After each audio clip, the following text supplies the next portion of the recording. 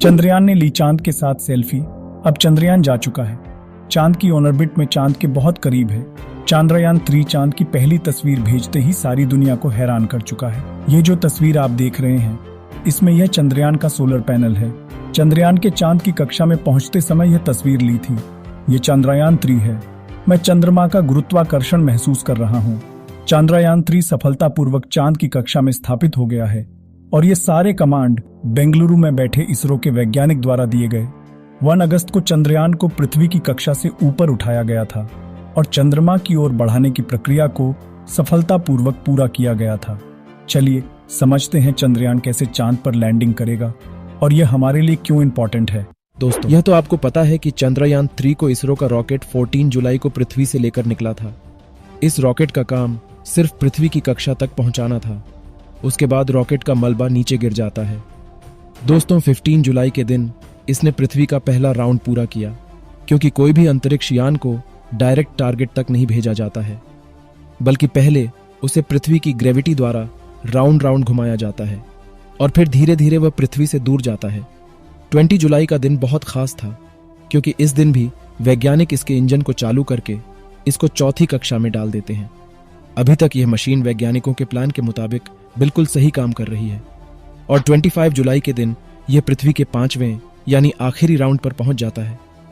25 जुलाई के बाद वैज्ञानिकों को इंतजार था 1 अगस्त का, क्योंकि 14 जुलाई से लेकर 31 जुलाई तक चंद्रयान 3 ने पृथ्वी के चारों ओर 5 राउंड कर लिए हैं। अब चंद्रयान पृथ्वी के 5 राउंड करके तैयार हो जाता है। पृथ्वी की ग्रेविटी को छोड़ने के लिए यह इंतजार खत्म होता है। 31 जुलाई और 1 अगस्त की मध्य रात्रि के बीच करीब 12 बज रहे थे और वैज्ञानिक इसका इंजन ऑन कर देते हैं, जिससे चंद्रयान पृथ्वी की ग्रेविटी से 236 किलोमीटर की दूरी पर पहुंचता है। इस पूरी प्रक्रिया को विज्ञान की भाषा में ट्रांसलूनर इंजेक्शन कहते हैं और इस पूरी प्रोसेस में करीब 30 मिनट का समय लग गया था। जब पूरा भारत नींद में था, तब चंद्रयान की टीम इतिहास रच रही थी। आपको बता दें कि यह काम आसान नहीं होता, क्योंकि जब चंद्रयान पृथ्वी के गुरुत्वाकर्षण को छोड़ता है, तब इसकी स्पीड बहुत ज्यादा तेज रखनी पड़ती है। जब यह हमारी पृथ्वी के वातावरण से बाहर निकला था, उस समय इसको 1 सेकंड के अंदर 11 किलोमीटर की स्पीड हासिल करनी पड़ती है। इतनी स्पीड हासिल करने के लिए इसरो के वैज्ञानिकों ने बाहुबली रॉकेट का यूज किया था, जो बादलों को चीरता हुआ पृथ्वी की ऑन ऑर्बिट में लेकर गया था। और इसकी वर्तमान स्पीड देखी जाए तो करीब 40,000 किलोमीटर पर आवर है।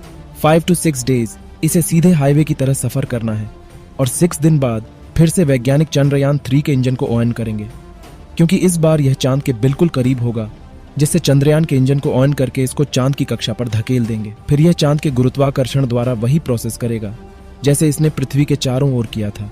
लेकिन यह प्रोसेस इतनी आसान नहीं है, क्योंकि चंद्रयान की स्पीड 40,000 पर आवर है। मतलब छोटी सी मिस्टेक से चंद्रयान चांद से दूर चला जाएगा। वैज्ञानिक इसे चांद की कक्षा में डालने के लिए मॉड्यूल सिस्टम को ऑन करके थ्रस्टर्स की मदद से कंट्रोल करते हैं। प्रोपल्शन मॉडल में लगे छोटे छोटे इंजन की मदद से इसे ऑन पॉजिट दबाव देकर चांद की कक्षा में डाल दिया जाएगा। इस वक्त वैज्ञानिक पल पल की खबर रखेंगे और एक बार चांद की कक्षा में पहुंचने के बाद वैज्ञानिक धीरे धीरे इसकी कक्षा को छोटी करते जाएंगे। फिर 17 अगस्त के दिन प्रोपल्शन मॉडल विक्रम लैंडर से अलग हो जाएगा और फिर चांद पर कुछ राउंड काटने के बाद 23 अगस्त को चांद के नजदीक 30 किलोमीटर की ऊंचाई पर होगा।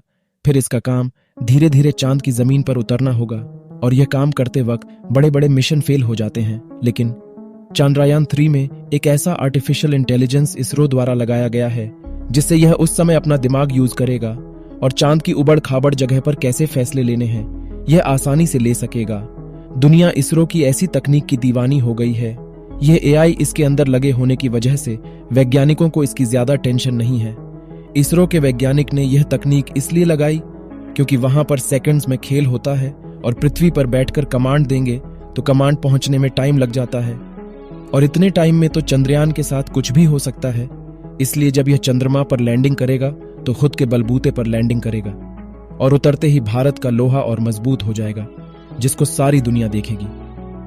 और फिर यह चांद की अंधेरी दुनिया के राज खोलने में बिल्कुल देरी नहीं करेगा, क्योंकि चांद के जब उन गड्ढों की तस्वीर सामने आएगी तब पूरी दुनिया के वैज्ञानिक हैरान रह जाएंगे, क्योंकि चंद्रयान चांद के ऐसी जगह पर लैंड होगा जहां कोई एजेंसी अभी तक नहीं पहुंची है और करोड़ों साल से उस एरिया पर क्या है किसी को नहीं पता।